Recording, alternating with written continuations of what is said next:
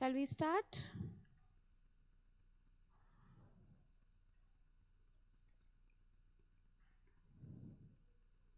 Okay क्या पढ़ रहे थे?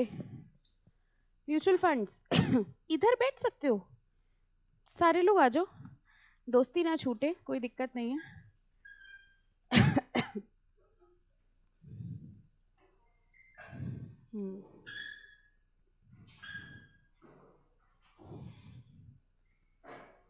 चलिए एक बार क्विकली रिवाइज करते हैं। हम लोग क्या पढ़ रहे थे? हम लोग पढ़ रहे थे म्यूचुअल फंड के बारे में।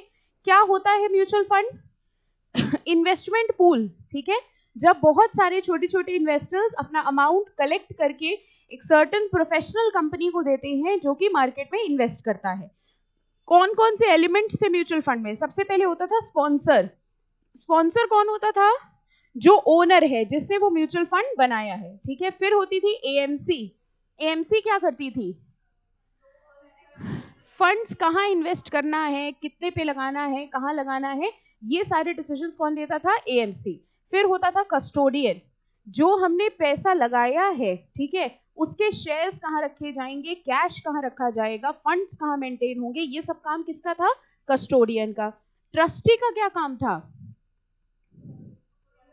ये देखना कि एएमसी कुछ गलत काम ना कर रही हो, इन्वेस्टर का पैसा सिक्योर रहे, ठीक है, ये देखना काम होता था ट्रस्टी का, ठीक है। और कौन था? रजिस्ट्रार एंड ट्रांसफर एजेंट, यानी जो भी पेपर वर्क है, रजिस्ट्री वर्क है, वो सारा काम करता था आरटीए।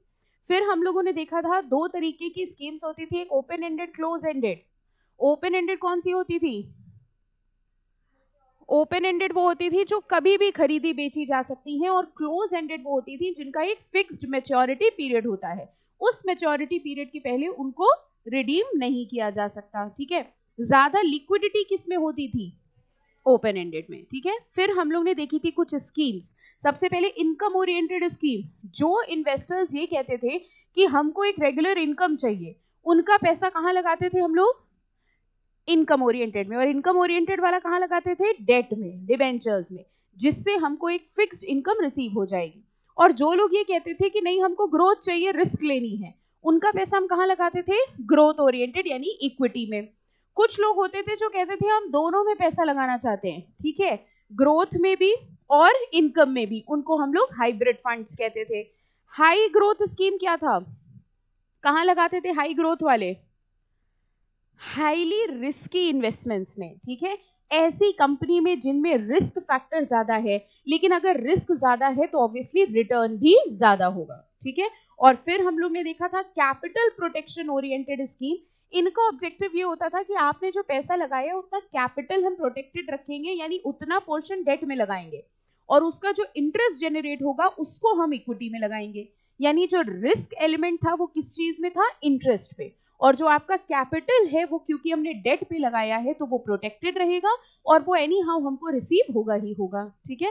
टैक्स सेविंग स्कीम वो सिंपल स्पेशल स्कीम। आपको याद है हम लोगों ने सेंसेक्स और निफ्टी की बात करी थी। ऐसी स्कीम्स जो सेंसेक्स और निफ्टी को रेप्लिकेट करती हैं उनको हम लोग क्या कहेंगे? स्पेशल स्कीम्स, ठीक है। आई होप नो डाउट पूरा रिवाइज कर लिया। चलिए now we are going to start with today's lecture. अब अगला जो है वो देखो क्या है? Real estate fund. नाम से समझ में आ रहा है रियल एस्टेट फंड पैसा कहाँ लगा रहा होगा? रियल एस्टेट में। और इसी तरह अगला वाला देखो कौन सा है? Offshore funds. ऑफशोर ऑब्वियसली पैसा कहाँ लगाएगा? इंडिया के बाहर। तो देखिए रियल एस्टेट में लिखा है these are close ended mutual fund which invest predominantly in real estate and properties, and offshore funds, such funds invest in securities of foreign company। और जहां फॉरेन कंपनी इन्वेस्टमेंट की बात आती है वहां पर क्या आ जाता है? आरबीआई परमिशन, ठीक है। अब देखो अगला है लेवरेज फंड। इसको बहुत ध्यान से अंडरस्टैंड करेंगे। लेवरेज वर्ड सुना है आपने? जिन्होंने मॉड्यूल 1 किया है उन्होंने सुना होगा, जिनको ओल्ड सिलेबस वालों को अभी सुनना होगा, मे बी लेवरेज एफएम में सुना होगा, है ना। अच्छा, लीवर वैसे सुना है फिजिक्स वगैरह में? गियर अप करना, किसी चीज की स्पीड को या रेट को बढ़ाना is what is known as leverage. अब जरा लेवरेज फंड को अंडरस्टैंड करेंगे कि ये लेवरेज फंड होते क्या हैं।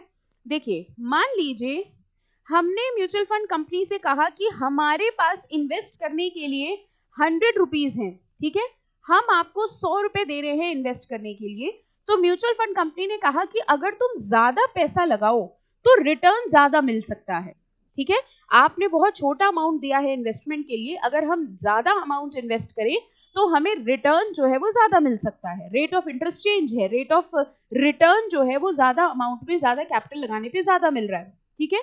तो उन्होंने कहा भैया हमारे पास तो फंड्स नहीं, हमारे पास इतना ही है। तो म्यूचुअल फंड कंपनी ने क्या किया, जितना इन्होंने इन्वेस्ट किया है उतना ही उन्होंने बोरो कर लिया बैंक से, मार्केट से। यानी 100 रुपए का इन्होंने बोरोड फंड क्रिएट कर लिया at the rate of let's say 10% rate of interest पर, ओके। इससे इनकी कैपिटल कितनी हो गई, 200। यानी अब मार्केट में इन्वेस्ट करने के लिए इनके पास कितना है, 200। ये जब इन्वेस्ट हुआ तो इसका जो रिटर्न जनरेट हुआ वो जनरेट हुआ एट द रेट ऑफ 15%। बताओ ये बोरोइंग इनके लिए फायदेमंद हुई कि नहीं हुई,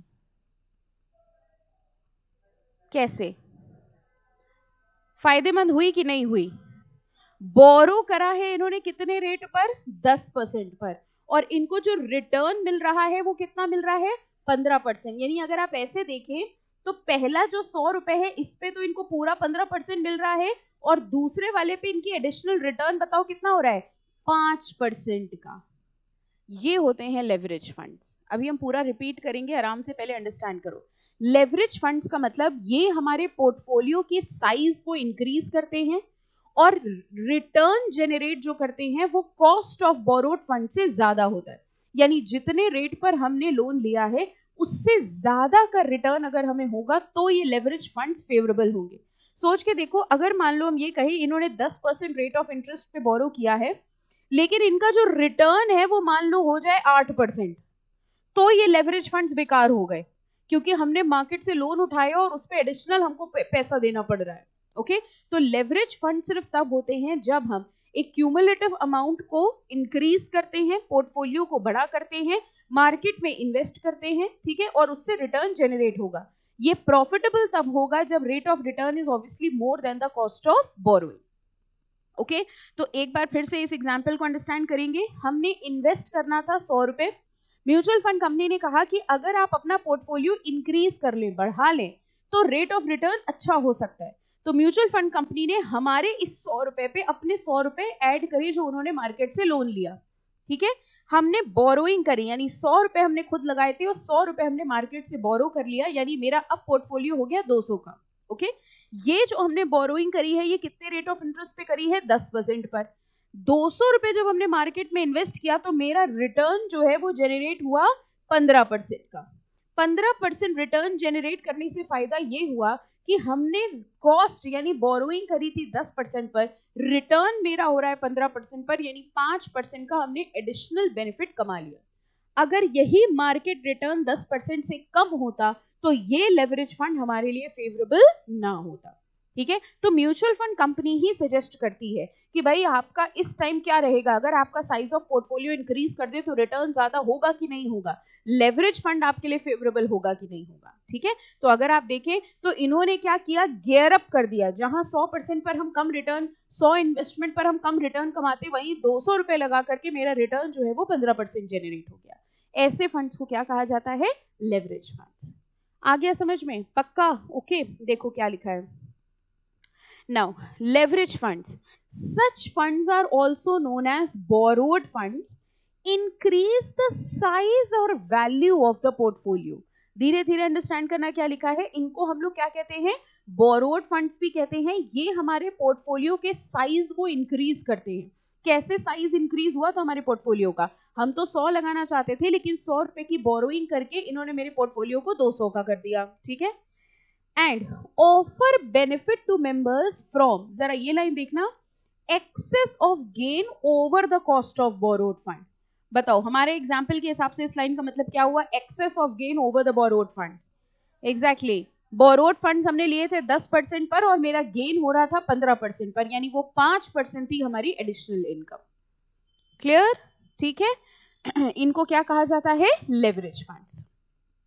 चले आगे, okay. Next is hedge funds. Hedging सुनी है, हेजिंग करना क्या होता है, profit maximisation, you can say risk minimisation, सुना है कभी। जैसे सिंपल भाषा में बात करें, हेजिंग का स्पेक्यूलेशन जो हम लोग कहते हैं, हमने सस्ते पे शेयर खरीदा, जब वो महंगा हो गया तो हमने उसको बेच दिया। और उसका जो प्राइस डिफरेंस है उससे हमने अर्निंग अर्न कर ली। तो ये जो म्यूचुअल फंड्स होते हैं, हेज फंड्स, ये कहाँ लगाते हैं? स्पेक्यूलेशन पे। They employ their funds for speculative trading, that is for buying shares whose prices are likely to rise and for selling the shares whose prices are likely to fall. Clear? तो ये कहीं वैसे investment नहीं कर रहे, ये सिर्फ क्या करते हैं? स्पेक्यूलेशन करते हैं, प्राइस डिफरेंस का फायदा उठाते हैं। लेवरेज फंड क्लियर है, हेज फंड क्लियर है, ओके। अच्छा, फंड ऑफ फंड देखिए, फंड ऑफ फंड क्या करता है? They invest only in units of other mutual fund. एक म्यूचुअल फंड ने किसी कंपनी में पैसा लगाने की बजाय कहां लगा दिया? दूसरे म्यूचुअल फंड में। लेकिन कह रहे हैं such funds do not operate at present in India, यानी हमारे देश में फंड ऑफ फंड जो है वो अलाउड नहीं है। अगर हमने म्यूचुअल फंड को पैसा दिया है तो वो म्यूचुअल फंड कंपनी कहीं और पैसा लगाए, किसी कंपनी में लगा दे, रियल एस्टेट में लगा दे, लेकिन एक म्यूचुअल फंड दूसरे म्यूचुअल फंड में इन्वेस्टमेंट नहीं कर सकता। लेकिन ऐसे फंड्स को हम लोग कहते क्या हैं? Fund of fund. New direction funds, new direction funds जो साइंस एंड टेक्नोलॉजी के एरियाज में पैसा लगाते हैं, ठीक है। They invest in companies engaged in scientific and technological research such as birth control, anti-pollution, oceanography, etc. तो साइंस डेवलपमेंट एरियाज में लगाते हैं, जहाँ जहाँ साइंस की टेक्नोलॉजी होनी है, उन एरियाज में जो फंड्स लगाते हैं उनको हम लोग क्या कहते हैं? New direction funds. यहाँ तक कोई डाउट? ऑनलाइन वाले बच्चे भी एक बार फटाफट से रिप्लाई कर दें। यहां तक किसी स्कीम में डाउट? ईटीएफ पढ़ाने के पहले एक बार बता दीजिए, यहां तक सारी समझ में आ गई सबको? एक बार आप लोग भी देख लो, किसी में कोई डाउट हो? Do I have to repeat?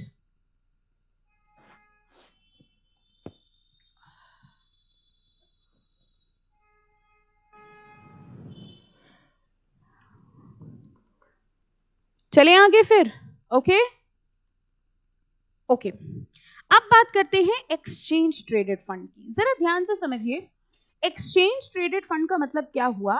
ये जो म्यूचुअल फंड्स होते हैं ये स्टॉक मार्केट में शेयर की तरह ट्रेड होते हैं।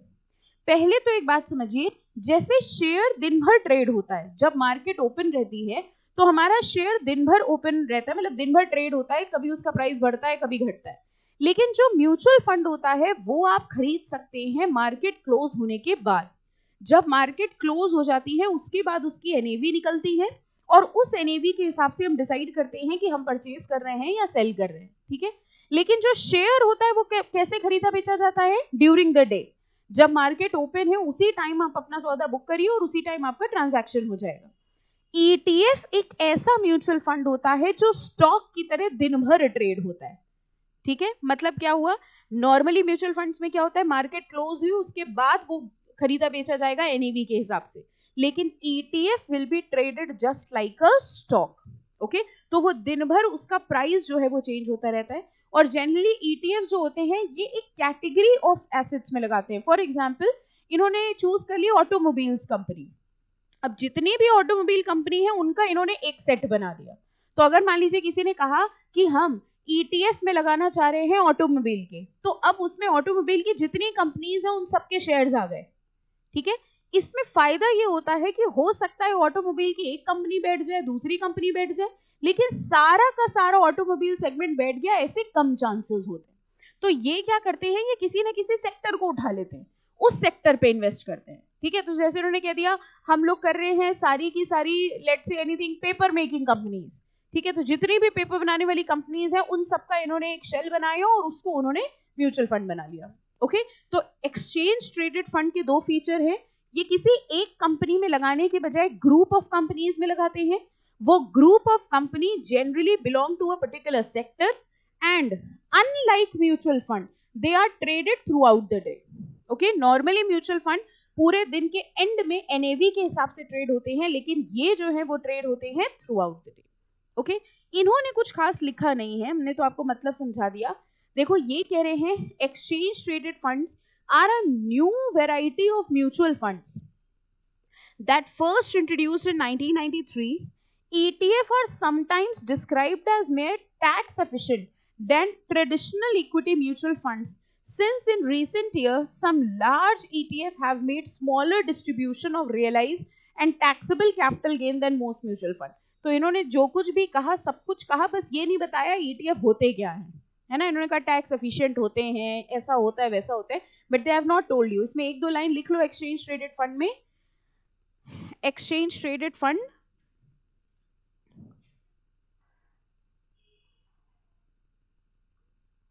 invest in, exchange traded fund invest in a group of companies generally belonging to a specific sector,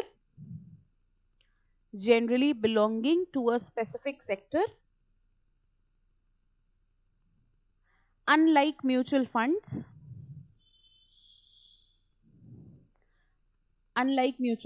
they are traded throughout the day.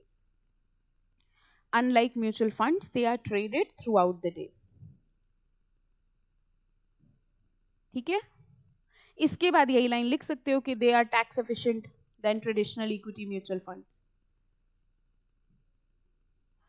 Last line लिखिए ना, they are traded throughout the day, उसी के आगे लिख लो just like stock.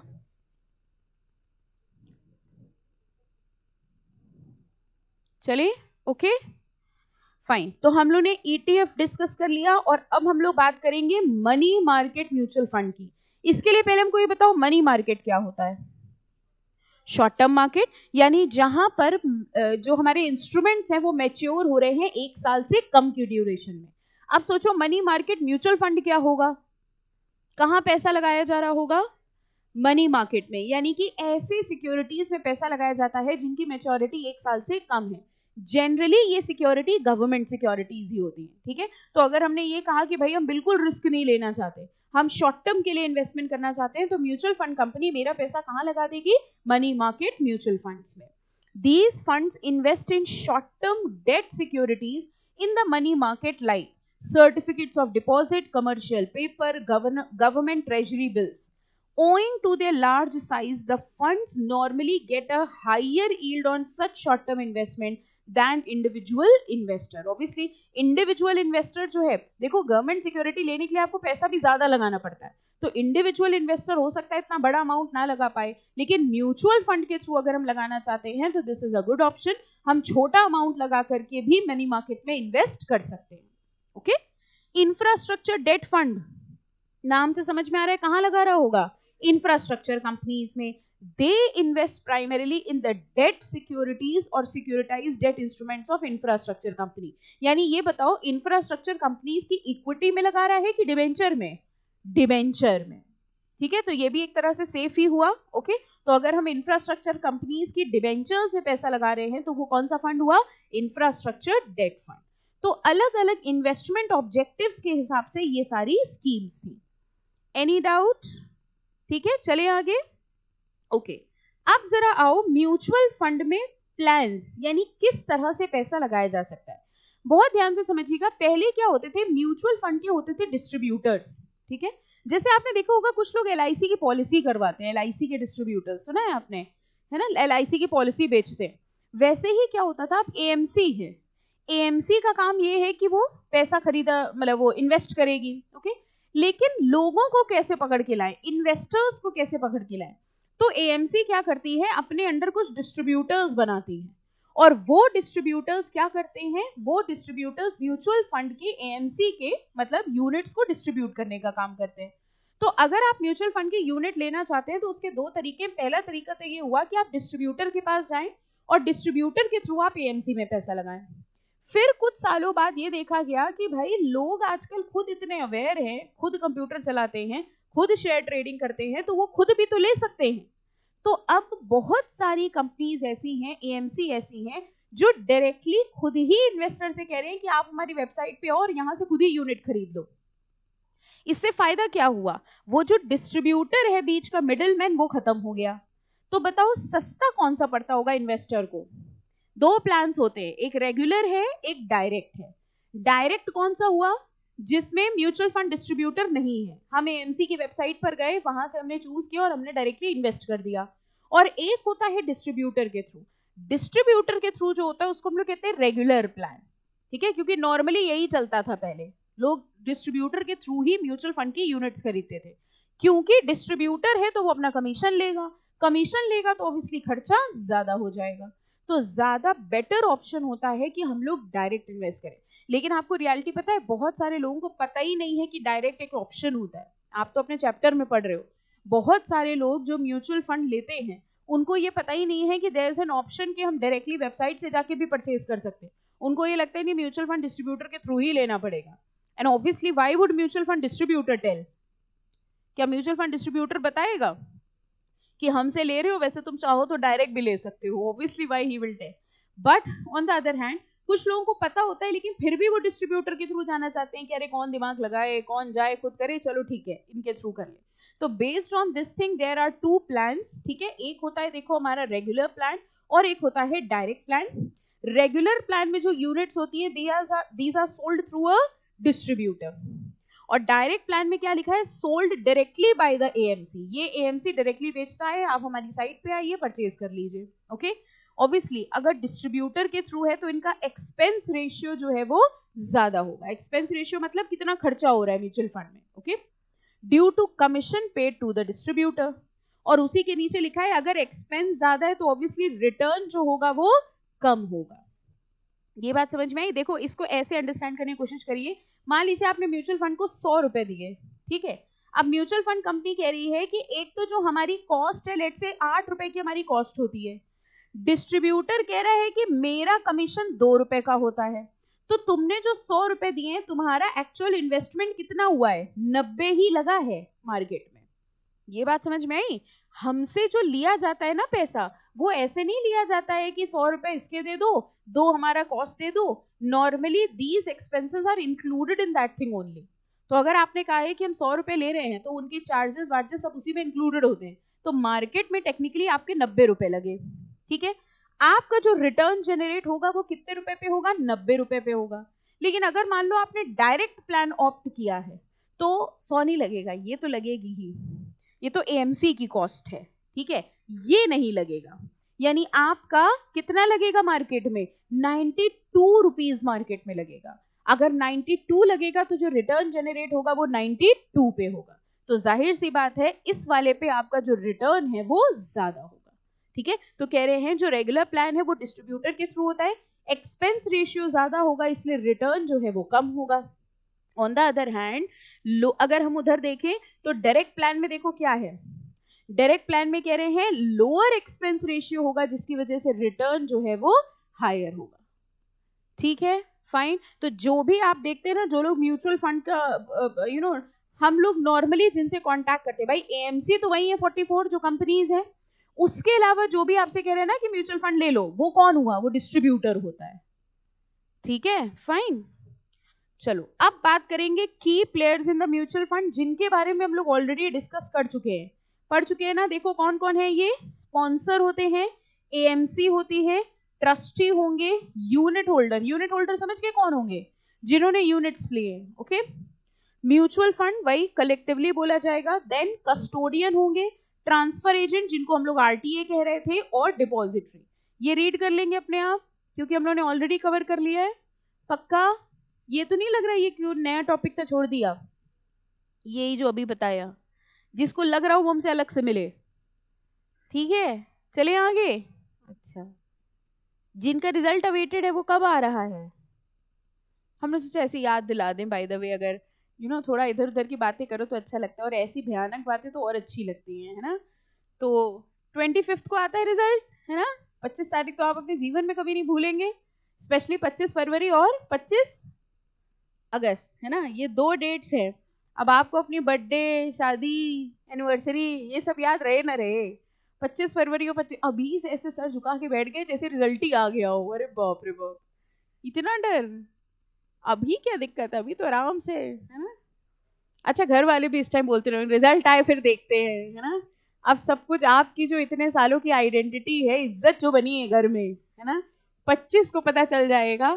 अच्छा, एक बात और होती है, जब आप इतना पढ़ते हैं ना, और जो रिलेटिव्स या फ्रेंड्स होते हैं ना, उनको आप बताते रहते हो अरे हम पढ़ाई कर रहे हैं, हमारे एग्जाम है, वो इसी दिन का इंतजार कर रहे हैं, है ना। जैसे ही रिजल्ट आएगा, पढ़ता तो बहुत था, तुरंत ये लाइन आती है ना। वैसे हमको पता चल जाता है, देखो जब बच्चे को फोन मिला हो ना, या तो स्विच ऑफ जाता है फोन, है ना, या तो उठ जाता है। इससे पता चल जाता है कि रिजल्ट क्या होगा, है ना। और पता है क्या होता है, जिस दिन रिजल्ट आता है, जिन बच्चों का नेगेटिव जाता है, कई बार उनका भी phone, normally as a teacher आप क्या एक्सपेक्ट करोगे, फोन उन बच्चों का आता है ना जो पास हो जाते हैं। कई बार कुछ बच्चे बहुत डिमोरलाइज हो जाते हैं, तो उनको लगता है टीचर से बात कर ले, अब वो फोन करते हैं, तो हमारे मुंह से तो यही निकलेगा ना, कॉन्ग्रेचुलेशन पहली बात। हाँ, अब एक बात बताओ, 25 तारीख को, ठीक है, रिजल्ट निकलने के 1 घंटे के ड्यूरेशन में जो फोन आते हैं वो बच्चों के आते हैं फटाफट से, अरे मैम निकल गया निकल गया। अब एक बच्चे का आया, उसके कुछ बोलने के पहले वेरी गुड बेटा कॉन्ग्रेचुलेशन, फिर 5 मिनट बाद वो बोलते मैम हुआ नहीं वैसे हमारा इस बार, है ना। तो अब हम कुछ नहीं बोलते, हम शांत पहले पूछते क्या हुआ रिजल्ट का, है ना, पहले पूछ लेते हैं सब। ओके, बता रहे हैं कैसे कैसे आपको करना है। हाँ बेटा, हाँ बिल्कुल बिल्कुल, एक डिस्ट्रीब्यूटर जो है वो मल्टीपल एएमसीज के लिए कर सकता है, ठीक है। चलो अब बात करेंगे, उसने कहा रिजल्ट रिजल्ट की बात ना करो, है ना, चुपचाप कम टू द टॉपिक, है ना। ओके, म्यूचुअल फंड टर्मिनोलॉजीज की बात करेंगे। सबसे पहले बात करते हैं ऑफर डॉक्यूमेंट। जब हम किसी कंपनी का शेयर लेते हैं तो कंपनी हमें क्या देती है, प्रोस्पेक्टस, ठीक है। जैसे कंपनी आईपीओ निकालती है वैसे ही म्यूचुअल फंड कंपनी एनएफओ निकालती है, न्यू फंड ऑफर। जैसे कोई कंपनी प्रोस्पेक्टस इशू करती है वैसे ही म्यूचुअल फंड कंपनी क्या निकालती है, ऑफर डॉक्यूमेंट। जाहिर सी बात है उस ऑफर डॉक्यूमेंट में कंप्लीट इंफॉर्मेशन होती है कंपनी की और स्कीम की, ठीक है। उस ऑफर डॉक्यूमेंट को पढ़ के इन्वेस्टर ये डिसाइड करता है कि उसको यूनिट्स परचेज करने हैं कि नहीं करने हैं। तो देखो ऑफर डॉक्यूमेंट में AMC raises money in new scheme through new fund offer. Offer document contain की डिटेल्स अबाउट द एनएफओ, सारी चीजें होंगी, ओपन कब हो रहा है, क्लोज कब हो रहा है, स्कीम का ऑब्जेक्टिव क्या है, कहां पैसा लगाया जाएगा, नेचर क्या है। एंड जैसे हम लोग प्रोस्पेक्टस का जो ड्राफ्ट होता है वो सेबी के पास फाइल करते हैं, बिल्कुल वैसे ही देखिए यहां पर भी जो ऑफर डॉक्यूमेंट है वो किसके पास फाइल किया जाएगा, सेबी के पास। अब इस ऑफर डॉक्यूमेंट के दो पार्ट्स होते हैं, एसआईडी और SAI. SID is scheme information document, नाम से देखो समझ में आएगा, scheme information document and statement of additional information. इन दो पार्ट्स में जरा सोचो, स्कीम इंफॉर्मेशन डॉक्यूमेंट में उस पर्टिकुलर स्कीम के बारे में डिस्क्रिप्शन होगा एंड एडिशनल इंफॉर्मेशन में उसके अलावा डिटेल्स होंगी। फॉर एग्जाम्पल उन्होंने एक ऑफर डॉक्यूमेंट निकाला, एक इंफॉर्मेशन तो ये होगी कि ये यूनिट्स जिस स्कीम में लगाई जानी वो स्कीम क्या है, हम इक्विटी में लगाएंगे, डिबेंचर में लगाएंगे कि कहाँ लगाएंगे। इसके अलावा जनरल इंफॉर्मेशन होगी, जनरल इंफॉर्मेशन मतलब एएमसी क्या है, एएमसी ने प्रॉफिट पहले कितना कमाया है, ट्रस्टी कौन है, स्पॉन्सर कौन है, ठीक है। जैसे जब कंपनी का प्रोस्पेक्टस बनता है तो उसमें भी दो इंफॉर्मेशन होती है, एक होती है कंपनी के बेसिक इंफॉर्मेशन और एक होता है उस इशू की इंफॉर्मेशन कि ये कैपिटल कितना रेज किया जा रहा है, किस पर्पस के लिए रेज कर रहे हैं। बिल्कुल वैसे ही स्कीम इंफॉर्मेशन डॉक्यूमेंट में हम लोग स्कीम के डिटेल्स देंगे एंड एडिशनल इंफॉर्मेशन में हम लोग उस म्यूचुअल फंड के अदर डिटेल्स देंगे और इनको कंबाइन करके ही क्या कहा जाता है, ऑफर डॉक्यूमेंट। तो स्कीम इंफॉर्मेशन डॉक्यूमेंट में देखो लिखा है, अ document that contains the details of the scheme which the investor should know before investing. SID has to be updated every year. की कंटेंट्स क्या होगा, स्कीम का नाम होगा, स्कीम का स्ट्रक्चर होगा। अब जैसे लिखा है ना स्कीम स्ट्रक्चर, कि ये ओपन एंडेड है कि क्लोज एंडेड है, इक्विटी में लगाएगा, डेट में लगाएगा, बैलेंस्ड होगा, लिक्विड होगा कि ईटीएफ होगा, ये सब किसमें लिखा होगा, एसआईडी में। हाइलाइट्स ऑफ द स्कीम क्या है, रिस्क फैक्टर क्या है, ड्यू डिलिजेंस सर्टिफिकेट क्या है। अब देखो लिखा है ना फीस एंड एक्सपेंसेस, ये म्यूचुअल फंड के ऑफर डॉक्यूमेंट में लिखा होता है, लेकिन हम लोग की आदत है कि हम लोग ये सब चीजें पढ़ते नहीं हैं। अब उन्होंने जो ऑफर डॉक्यूमेंट निकाला उसमें उन्होंने साफ साफ लिखा हुआ था कि 10% हमारी एक्सपेंसेस रहेंगे, इस 10% में एएमसी के चार्जेस हैं। भाई एएमसी ने अपने अंडर एक्सपर्ट बिठा रखे हैं, वो मार्केट की रिसर्च कर रहे हैं, तुम्हारा पैसा लगा रहे हैं, इस बात के चार्जेस लेंगे ना, वो उसी को एक्सपेंस रेशियो कहा जा रहा है। तो उन्होंने उसमें साफ साफ लिख दिया कि 10% हमारा एक्सपेंस रेशियो रहेगा। अब आपने म्यूचुअल फंड कंपनी को 100 रुपए दिया तो ऑटोमेटिकली मार्केट में कितना लगेगा, 90 रुपए लगेगा। लेकिन लोगों को पता है क्या लगता है कि हमने 100 लगाया है। ओके, वो ऑफर डॉक्यूमेंट डिटेल में पढ़ते ही नहीं है और बाद में फिर उनको लगता है हमें तो पता ही नहीं था कि म्यूचुअल फंड कंपनी हमसे 10 रुपए का कमीशन भी ले रही है। इसीलिए अब याद करो वो म्यूचुअल फंड की लाइन में क्या बोलता है, वो सब्जेक्ट टू मार्केट रिस्क, आगे please read the offer document carefully, ये ऑफर डॉक्यूमेंट। अब लाइन समझ में आई, तो अब घर पे आप बैठे हो और ये ऐड आए तो जो भी घर वाला उसको पकड़ के पूरा समझा देना कि सुनो इधर आओ पहले समझो ये बोलता क्या है, ठीक है। अपनी नॉलेज जहां लगे वहां दिखाओ जरूर, जितनी है, ठीक है, जितनी है उतनी दिखाओ जरूर। तो जो भी आसपास हो उसको पकड़ लो कि हम समझा रहे हैं ये क्या बोल रहा है, ओके। तो ऑफर डॉक्यूमेंट का मतलब वो डॉक्यूमेंट जिससे यूनिट्स इशू कर रहे हैं और उसमें साफ साफ लिखा होता है कि फीस एंड एक्सपेंसेस क्या है, यूनिट होल्डर्स के राइट्स क्या होंगे, पेनाल्टीज क्या होंगी, everything is to be mentioned in SID. SAI में क्या होगा? A document that contains statutory information about the fund house. Fund house बताओ कौन हुआ? AMC, ठीक है, वही तो फंड हाउस हुआ। Offering the scheme, SAI has also to be updated every year. अब इसमें देखो जरा रीड करो की कंटेंट्स क्या क्या होंगे, पढ़िए।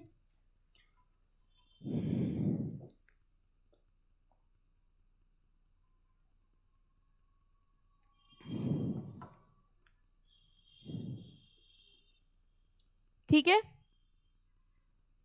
देखो इसमें कौन सी इंफॉर्मेशन होगी? स्पॉन्सर की इंफॉर्मेशन, ट्रस्टी कौन है, कस्टोडियन कौन है, financial information of the scheme in the last 3 financial year. इसी से तो पता चलेगा कि AMC प्रॉफिटेबल है कि नहीं है, पिछले 3 साल में कहाँ कहाँ पैसा लगाया, information how to apply, rights of unit holders etcetera. Any doubt? Okay, next होता है किम। किम कौन है? जो भी है, नाम तो बड़ा अच्छा है ना। की इंफॉर्मेशन मेमोरेंडम, और फर्स्ट पॉइंट से आपको समझ में आ जाएगा किम कौन है। देखो, it is a summary of SID and SAI, okay. यानी अगर हम SID और SAI के सारे कंटेंट्स की एक समरी डॉक्यूमेंट बना ले तो वो शॉर्ट में जो हमें सारे डिटेल्स दिए जाते हैं उनको हम लोग क्या कहते हैं? KIM, key information memorandum. As per the SEBI regulation every application form should be accompanied by KIM. जो भी एप्लीकेशन फॉर्म है यूनिट्स लगाने का उसके साथ किम लगना जरूरी है, ठीक है। The KIM has to be updated at least once a year. Content इसके अंदर वही होंगे ऑब्वियसली जो दोनों के कंबाइंड होंगे। जब SID और SAI का वो समराइज्ड फॉर्म है तो दोनों के कंटेंट मिला के किसका कंटेंट बन जाएगा? किम का। ये हम लोग क्या पढ़ रहे हैं आप समझ रहे हो? हम लोग डॉक्यूमेंटेशन पढ़ रहे हैं म्यूचुअल फंड के अंदर। हम लोग सबसे पहले क्या पढ़ा था? Offer document. ऑफर डॉक्यूमेंट के 2 पार्ट्स होंगे, SID और SAI, ठीक है। और SID और SAI को कंबाइंड फॉर्म में, समराइज फॉर्म में जो होता है वो किम। जो भी एप्लीकेशन फॉर्म आप भरते हैं यूनिट लेने के लिए, उस एप्लीकेशन फॉर्म, जैसे आपने देखा होगा कॉलेज में भी जब आप प्रोस्पेक्टस लेते हो, प्रोस्पेक्टस के एंड में एप्लीकेशन फॉर्म होता है ना। Prospectus and application form attached होते हैं। वही वो कह रहे हैं कि आप जब एप्लीकेशन फॉर्म लोगे उस एप्लीकेशन फॉर्म के साथ शॉर्ट में समराइज्ड फॉर्म में प्रोस्पेक्टस भी होगा और उसको क्या कहा जाएगा? किम, ओके। इसके अलावा होती है फैक्ट शीट। अब एक बार आपने यूनिट्स ले लिया उसके बाद म्यूचुअल फंड कंपनी यानी AMC की ये ड्यूटी है कि टाइम टू टाइम आपको इंफॉर्मेशन दे कि भाई आपके इन्वेस्टमेंट का क्या सिस्टम चल रहा है, कितना वैल्यू हो गया है, ठीक है। इनको क्या कहा जाता है? Fact sheet. Usually provided on a monthly basis, यानी AMC हर मंथ में अपने इन्वेस्टर्स को क्या भेजती है? Fact sheet. जैसे बैंक स्टेटमेंट होता है तो bank statement time to time वैसे तो हम लोग के कहने पे निकालते हैं वो, बट बैंक स्टेटमेंट हमें क्या बताता है कि एज ऑन डेट आपका कितना है, कितना कितना ट्रांजैक्शन किया। बिल्कुल वैसे ही AMC क्या निकालती है? Fact sheet. उस फैक्ट शीट में देखो क्या क्या लिखा होगा, NAV कितनी चल रही है, एसेट अंडर मैनेजमेंट कितना है। ये वर्ड समझो, AUM क्या होता है? एसेट अंडर मैनेजमेंट मतलब वो AMC टोटल कितना पैसा मैनेज कर रही है। आप ऐसे समझ सकते हो कितने लोगों ने पैसा लगाया है, वो जितना भी पैसा है वो कुल मिला के कहा जाता है एसेट अंडर मैनेजमेंट, यानी AMC के मैनेजमेंट में कितना पैसा है। हमको इस हिसाब से सोच के बताओ, एक AMC जिसका AUM ज्यादा है वो बेटर मानी जाएगी या जिसका AUM कम है? बताओ। पहले तो हमने आपको बताया AUM का मतलब एसेट अंडर मैनेजमेंट, कि वो AMC कितना पैसा संभाल रही है दूसरों का, इन्वेस्टर को ऑब्वियसली। तो हमने आपसे पूछा कौन सी AMC बेटर मानी जाएगी। आपको म्यूचुअल फंड में पैसा लगाना था तो आपको सोचना था कौन सा म्यूचुअल फंड ले, तो आपके सामने दोनों के AUM थे। जिसका AUM ज्यादा होगा वो बेटर होगी या जिसका कम होगा? ज्यादा। ज्यादा AUM का मतलब ज्यादा लोगों ने उस पर भरोसा किया है, ठीक है, ज्यादा लोगों ने ट्रस्ट किया है, ज्यादा लोगों ने पैसा लगाया है। और अगर ज्यादा लोगों ने पैसा लगाया है तो ऑब्वियसली उसके अच्छे होने के चांसेस ज्यादा है, ओके। तो AUM का मतलब एसेट अंडर मैनेजमेंट, कितना टोटल फंड मैनेज कर रही है वो AMC। तो ये कह रहे हैं फैक्ट शीट में लिखा होगा NAV कितनी है, AUM कितना है, एक्सपेंस रेशियो कितना होता है, एग्जिट लोड, ये अभी हम लोग पढ़ेंगे। एग्जिट लोड का मतलब जब आप म्यूचुअल फंड छोड़ते हो, छोड़ते मतलब रिडीम कर रहे हो, तो भी चार्जेस लगते हैं। ठीक है, जैसे आज आपने रिडीम किया तो मान लो आज की वैल्यू 100 रुपए है, तो आपको 100 रुपए नहीं मिलेगा, उनके चार्जेस वार्जेस कट के कुछ मिलेगा। ये लोड कहा जाता है और इसको हम लोग कहते हैं एग्जिट लोड। वैसे दो तरीके के लोड होते हैं, एक एंट्री लोड होता है, एक एग्जिट लोड। एंट्री लोड मतलब जब आपने म्यूचुअल फंड खरीदा तब जो चार्जेस लगे वो एंट्री लोड हो गया, जब आपने म्यूचुअल फंड रिडीम किया तब जो चार्जेस लगे वो एग्जिट लोड हो गया। ठीक है, बहुत सारे म्यूचुअल फंड्स में एंट्री लोड नहीं लगता, एग्जिट लोड लगता है। ओके, तो exit load is just the charges which are being taken by the AMC. Okay, average maturity कितनी है, benchmark and fund manager detail. Benchmark मतलब कितना उन्होंने रिकॉर्ड किया है, हाईएस्ट कितना इन्वेस्टमेंट रिटर्न वो जनरेट कर चुके हैं, पास्ट परफॉर्मेंस कैसी रही है, स्कीम एलोकेशन कितना कितना पैसा कहाँ लगा है, style box, style box mean कहाँ कहाँ, मतलब what is the pattern of investment, हम कैसे कैसे इन्वेस्ट करते हैं। All these things are mentioned in the fact sheet जो हर मंथ के बेसिस पे एएमसी अपने इन्वेस्टर्स को देती है। ओके, अगली बात देखो AUM की है, जो हम ऑलरेडी आपको बता चुके हैं। It is the total market value of assets manage by a mutual fund. आपने जो पैसा लगाया वो नहीं, उसकी आज की जितनी मार्केट वैल्यू है। तो अगर आपने 100 रुपए लगाया था और वो 100 रुपए आज 200 हो गया है, तो ऐसे 200 सबके मिला मिला के क्या बन जाएगा, AUM, market value. Okay, as on a particular date, month end पे भी अवेलेबल हो जाएगी और क्वार्टरली एवरेज भी निकाला जाएगा। दूसरी चीज आपको पता है, जब भी आप कोई फाइनेंशियल ट्रांजैक्शन करेंगे हमारे देश में तो क्या लगता है, KYC। जब भी आप म्यूचुअल फंड की यूनिट खरीदने जाएंगे तो आपको क्या देना पड़ेगा, KYC। KYC में आपको अपने documents, pan, address proof, contact details etcetera, ये सब देने पड़ेंगे। पैन कार्ड है सबका, पैन है सबका, किसका किसका नहीं है, नहीं है पैन, ओके अप्लाई कर लो, दिक्कत की बात थोड़ी ना है। और फिर एक आध म्यूचुअल फंड की SIP ले लो। SIP क्या होता है, देखो एक तरीका होता है म्यूचुअल फंड में, हाँ systematic investment plan. Mutual fund में पैसा लगाने का एक तरीका होता है लमसम में, कि आपने 1 लाख रुपए दे दिया। लेकिन म्यूचुअल फंड बना किसके लिए है, छोटे इन्वेस्टर्स के लिए। तो उनके लिए एक ऑप्शन ये होता है कि आप पूरा पैसा देने के बजाय छोटा छोटा अमाउंट दो। तो छोटे छोटे अमाउंट में you can even start with 500 per month. तो अगर आपको कुछ वो मिलती है, क्या कहते हैं, पॉकेट मनी टाइप्स है, पॉकेट मनी मिलती है कि पिताजी की पॉकेट ही आपकी पॉकेट है। आप कह रहे हैं वो जमाना कहाँ है मैम, पॉकेट मनी हमारी नहीं होती, आप ये कहिए हम उनको कितना दे देते हैं। तो उनको जो भी मिलता है वो पहले हमारी पॉकेट में आ जाता है, फिर हम कहते हैं अच्छा खर्चे के लिए ले लो, अच्छा इतना है ना।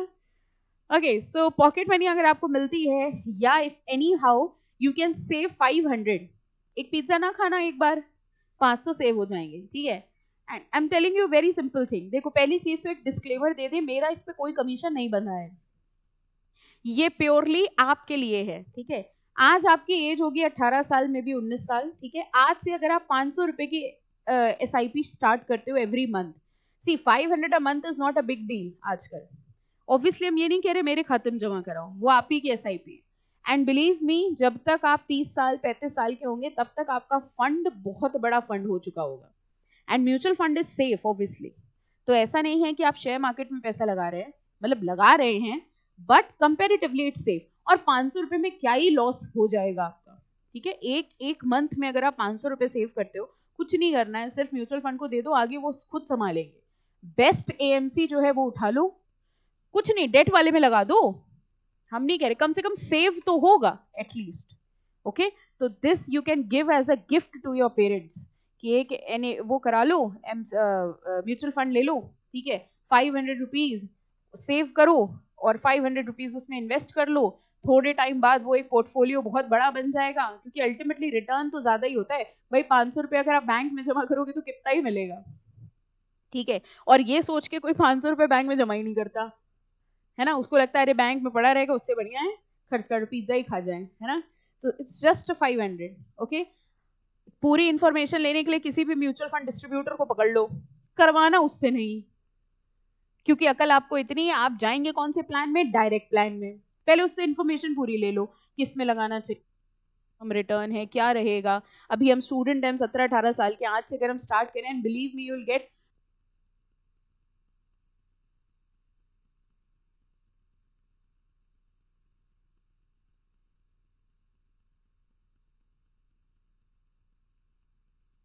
इवन 15 अगर आप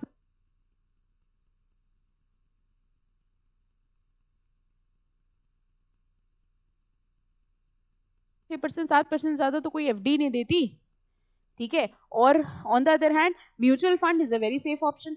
एफडी में 500 रुपए की एफडी भी नहीं करा सकते, है ना, बैंक वाला दौड़ा लेगा, है ना। यहाँ पे कुछ नहीं करना है, हर मंथ आप आपके अकाउंट से, उसमें भी अगर आपका बैंक अकाउंट है, ठीक है, तो 500 रुपीज ऑटोमेटिकली आपके अकाउंट से डिडक्ट हो जाएगा और वो सीधे आपका जुड़ता रहेगा। तो you will not even feel, लेकिन आपका एक पैसा अपने आप जुड़ता चला जाएगा। वो यू नेवर नो आगे वो कब आपके यूज में आए। तो जब उसकी अच्छी वैल्यू हो जाए, 2-4 लाख 5 लाख 10 लाख हो जाए वो पैसा, तब उसको निकाल लेना आराम से, ठीक है। So these are very simple things, क्योंकि लोगों को पता नहीं होता है, उनको लगता है इन्वेस्ट करने का मतलब I need to have lakhs, हमें लाखों रुपए की जरूरत है इन्वेस्ट करने के लिए। तो ऐसा बिल्कुल भी जरूरी नहीं है, ठीक है। आप इन्वेस्ट करिए, 500 से एसआईपी स्टार्ट करो, कल आपकी जॉब लग जाएगी, ज्यादा सेव करने लग जाओगे तो उसको 500 की जगह 1000 कर देना, 2000 कर देना, ठीक है। But these are the savings which you can do which will help you in your future as well as your family, ठीक है। मेरा इसमें कोई कमीशन नहीं है, ठीक है। कृपया हमको ऐसे ना देखें कि कुछ तो है इनका, 2 रुपए तो ये भी ले ही रही होंगी उसमें, no, it's just an advice you can go through. करना कुछ नहीं होता है, आप अपने फोन से कर सकते हो, फोन पे ऐप डाउनलोड करो, ठीक है।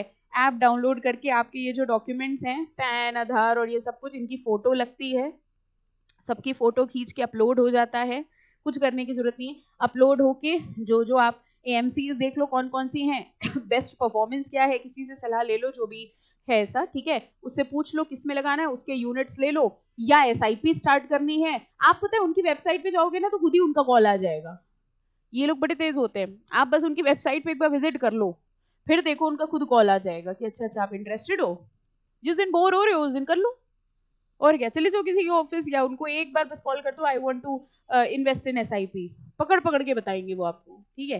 Take all information and invest 500। अगर डायरेक्ट नहीं करना चाह रहे हो तो डिस्ट्रीब्यूटर के थ्रू ही करा लो, but at least you should invest. उसके लिए पहले पैन वैन देख लेना जो डॉक्यूमेंट्स चाहिए हो, ठीक है, फाइन। करना जरूर, पूछेंगे हम एक हफ्ते बाद क्या प्रोसेस रहा। आप कहीं कुछ नहीं, पिज्जा ही खा लिया, इतना सब कुछ सुन के भूख इतनी लगाई कि वही 500 रुपए का हमने कहा पिज्जा से बना दो, क्या इन्वेस्ट इन्वेस्ट, कल किसने देखा, है ना। चलो तो इसके बाद हम लोग, ये एजेंसीज होती हैं जो केवाईसी कराती हैं, ये वो कंपनीज के नाम है। इसके बाद है फटका। ये क्या होता है फटका? Foreign account tax compliance act. Foreign account tax compliance act मतलब हमारा जो म्यूचुअल फंड कंपनीज हैं उनसे ये कहा जाता है यूएस वालों ने जो भी पैसा लगाया है, यूएस वालों का जो भी ट्रांजैक्शन है वो हमें बताते रहो, ओके। फॉरेन अकाउंट समझ गए? बाहर के जो लोग हैं उन्होंने जो ट्रांजैक्शंस किए हैं उसके डिटेल तुम हमें देते रहो ताकि हम उनके ऊपर टैक्स लगा सके, okay. So it requires that all the financial institutions including Indian mutual fund need to report financial transactions of US person and entities in which US person hold a substantial ownership। तो कह रहे कोई भी ऐसी company जिसमें US वाले hold कर रहे हैं या इंडियन म्यूचुअल फंड जिसमें यूएस वालों ने लगाया है, उनके ट्रांजैक्शंस की आप हमें रिपोर्टिंग करते रहिए। It is enacted to prevent tax evasion through foreign investment, यानी उसमें कहीं टैक्स इवेजन ना हो, टैक्स की कोई चोरी ना हो, इसलिए आप हमें रिपोर्ट कर दी। भाई वो पता नहीं रिपोर्ट करे ना करे, आप हमें रिपोर्ट कर दो कि यूएस वालों के ये अकाउंट थे हमारे पास और उसमें ये ट्रांजैक्शंस हुए हैं, ओके। की डिटेल्स देने पड़ते हैं, जैसे कंट्री ऑफ बर्थ क्या है पर्सन का, सिटीजनशिप क्या है, टैक्स रेसिडेंस क्या है, टिन नंबर क्या है, all these informations are required to be given under FATCA. Clear? Topic क्या था बताओगे? हम लोग क्या पढ़ रहे हैं? डॉक्यूमेंट्स, हाँ डॉक्यूमेंट्स पढ़ रहे थे, जिसमें सबसे फर्स्ट क्या था? Offer document. सबसे पहला था ऑफर डॉक्यूमेंट। हाँ, ऑफर डॉक्यूमेंट में 2 थे, SAI और SID, ठीक है। फिर उसके बाद कौन सा था? किम, ठीक है, किम था उनका समराइज्ड फॉर्म। फिर हम लोगों ने देखा था फैक्ट शीट, जो हर मंथ के एंड पे दी जाती है, AUM कितना है, NAV कितनी है। AUM क्या था? एसेट अंडर मैनेजमेंट, जितने लोगों ने पैसा लगाया है उनकी आज की मार्केट वैल्यू कितनी है, दैट वाज AUM। फिर इन्होंने कहा KYC लगाना पड़ता है, ठीक है, एंड दिस वाज फटका। उसके बाद 2 चीजें आती है, मोड्स ऑफ होल्डिंग, ये बैंक अकाउंट में भी आपने सुना होगा, सिंगल होता है एक होता है जॉइंट अकाउंट। जॉइंट अकाउंट में ये सुना ईदर और सर्वाइवर। जॉइंट अकाउंट है कभी बैंक में आपका? अच्छा छोड़ो, जॉइंट में क्या होता है, ईदर और सर्वाइवर, इसका मतलब होता है signature of any of the applicant is sufficient for making transaction. Joint account में एक सिस्टम ये होता है कि जब तक दोनों साइन नहीं करेंगे तब तक ट्रांजैक्शन नहीं हो सकता। और एक होता है ईदर और सर्वाइवर। ईदर और सर्वाइवर का मतलब अगर एक भी है उसका भी साइन है तो भी ट्रांजैक्शन हो सकता है। सिमिलरली अगर आपने म्यूचुअल फंड यूनिट खरीदी है तो आप सिंगल नाम पे भी खरीद सकते हो, जॉइंट नाम पे खरीद सकते हो जिसमें ईदर और सर्वाइवर होगा या फिर जॉइंट होगा। जॉइंट में क्या होगा, all the applicants are required. And obviously units खरीदने में उसमें कौन सी फैसिलिटी, जैसे बैंक में आप नॉमिनी अपॉइंट करते हो वैसे इसमें भी नॉमिनेशन फैसिलिटी होगी। Nomination is a facility that enables an individual unit holder to nominate a person who can claim the units held by unit holder or redemption proceeds in the event of death। तो मान लीजिए हम investment करते रहे और करने के बाद डेथ हो जाती है हमारी, तो उन यूनिट्स को रिडीम करके वो पैसा किसको मिलेगा। नॉर्मली नॉमिनेशंस अब पता है हर जगह कंपलसरी हो गया, पहले इसमें डिस्प्यूट बहुत होता था क्योंकि जब पैसा मिलने की बारी आती है ना तो तरह तरह के बच्चे आ जाते हैं। तरह तरह के बच्चे समझ गए, हाँ, कुछ तो लीगल वाले आ गए असली वाले, फिर कहते हैं अरे हम भी बेटे जैसे ही थे, सेवा तो हमने भी पूरे टाइम उन्हीं की करी, हम भी दूर के मामा के बच्चे ही थे। तो जब क्या होता था बैंक्स में स्पेशली, जैसे ही एफडी मैच्योर हुई मतलब डेथ हुई पर्सन की और ये हुआ कि पैसा मिलना है तो बड़े सारे क्लेमेंट आ जाते थे। अब बैंक इसी में लगा हुआ है कि कौन असली क्लेमेंट है, उसके लिए फिर बड़ा लंबा प्रोसेस होता था। अच्छा जेन्युइनली जो बेटा है मान लो उस बेचारे को पैसा ही नहीं मिल पा रहा है क्योंकि कोई और फर्जी क्लेम लेकर आ गया, फिर उसको ये प्रूव करना पड़ रहा है कि नहीं उसका बड़ा, आपको पता है बड़ा लंबा प्रोसीजर होता है। आपको कोर्ट से जाके अपना वो फैमिली ट्री भी बनवाना पड़ता है। कोई ट्री मतलब पेड़ नहीं होता, फैमिली ट्री मतलब लीगल डॉक्यूमेंट होता है जिसमें लिखा जाता है कि पहले ये थे, फिर इनके 2 बच्चे थे, फिर इनके 4 बच्चे थे, फिर ये थे, उसको अप्रूव कराना पड़ता है, कोर्ट से होता है पूरा काम, तब जाके कन्विंस होते हो तब पैसा मिलता है। ठीक है, तो उन्होंने कहा भैया इतना झंझट हटाओ, सीधे सीधे नॉमिनी का नाम लिखवाओ उसी वक्त जिस वक्त अकाउंट खुल रहा है।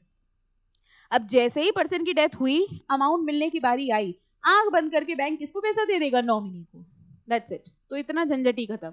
ओके, इसी तरह से कह रहे हैं म्यूचुअल फंड रिडीम होने के टाइम पे अगर उस पर्सन की डेथ हो चुकी है तो पूरा का पूरा पैसा किसको मिल जाएगा, नॉमिनी को। 3 नॉमिनीज रजिस्टर कर सकते हैं। Units gets transfer to the nominee in case of investors demise.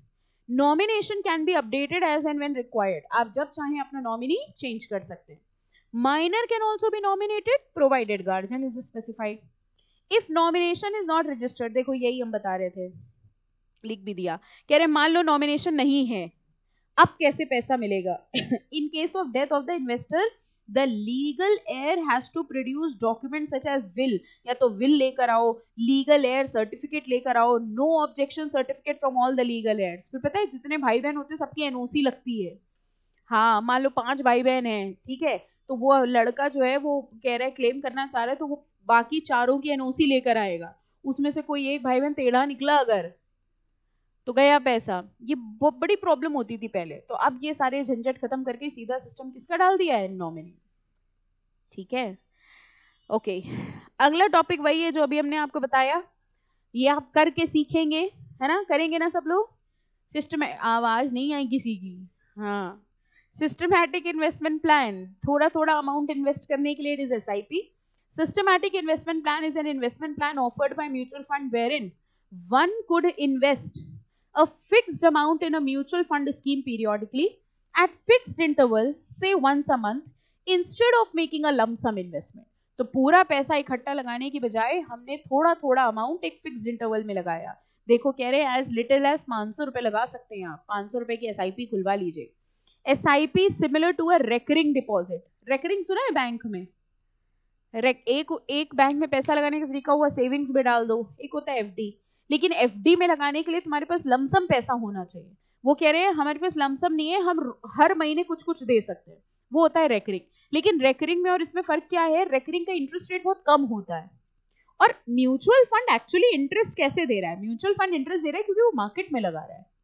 आप ऐसे सोचो ना, शेयर का प्राइस समझो कैसे मूव होता है। शेयर का प्राइस कल 100 रुपए था, हो सकता है आज 150 हो जाए, हो सकता है कल 200 हो जाए। इतनी फास्ट रेट से कोई भी बैंक इंटरेस्ट नहीं दे सकता। और जैसे जैसे आप देख ही रहे हो, इतने सालों से शेयर मार्केट बढ़ ही रहा है। जिन लोगों ने बहुत साल पहले 10-10, 20-20 रुपए के शेयर लिए, आज उनके शेयर 1000 रुपए के हो गए हैं। तो आप सोच के देखिए कि करोड़पति से ज्यादा ही बन गए होंगे कुछ। Okay, so this is how. And mutual fund is safe क्योंकि डाइवर्सिफिकेशन हो गया एंड प्रोफेशनल्स के हाथ पे है। Okay, so your 500 rupees can obviously grow to a large amount as compare to bank. SIP has been gaining popularity among Indian mutual fund investor as it helps investing in a disciplined manner. ये discipline है। हम share market में ऐसे पैसा नहीं लगा रहे कि हमने सट्टा खेल दिया, जुआ लगा दिया, है ना। लोगों को लगता है यही, अरे हमें नहीं लगाना शेयर। अभी जब आप घर पे बोलोगे ना तो हो सकता है डांट भी पिट जाए, हमें नहीं लगाना शेयर मार्केट में, हमारी मेहनत की कमाई है, ठीक है। बट तभी मैंने बोला उनका मत लेना जो आपके पास से सेव हो, ठीक है। आपको मिला, फिर आपने सेव किया, ठीक है। एक दिन आप कन्वेंस से ना आके पैदल आ गए कोचिंग, अब ऐसे घूर रहे हैं आप हमको, पैदल पैदल हम अपने बेड से वॉशरूम तक नहीं जाते, उसके लिए भी रिक्शे लगवा रखे हैं। पैदल क्या होता है ना। तो अपने पास से सेव किया हुआ लगाना। Okay, to illustrate a small amount of 1000 invested every month at an interest, जरा देख लो, अब खुद देखो, आपको समझ में आएगा। A small amount of 1000 invested every month. For example, आज आपने 1000 रुपए हर मंथ सेव किया, जिसका इंटरेस्ट रेट 8% था। 25 साल तक आप इन्वेस्ट करते रहे तो आपको कितना रुपया मिल जाएगा, देखो 9.57 लाख। दैट मीन्स आपने इन्वेस्टमेंट किया था सिर्फ 3 लाख का और आपको मिला लगभग 10 लाख। इतना रिटर्न जो है 3 टाइम्स ग्रो हो गया। इतना रिटर्न आपको बैंक से नहीं मिल सकता। So this is what is the benefit of SIP। Clear? Okay, चलो अब बात करेंगे NAV की। तो as I told you, NAV net asset value जैसे होता है शेयर का प्राइस,